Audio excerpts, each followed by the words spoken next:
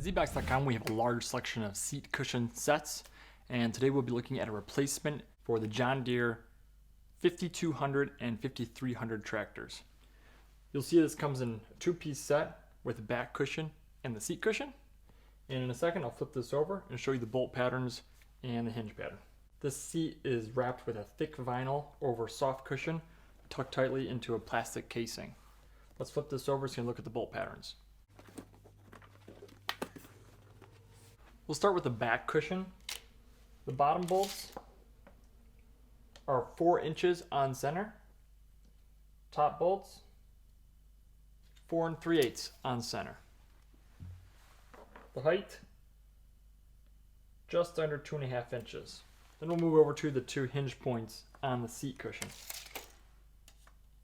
That is total a 10.25 inches from outside to outside.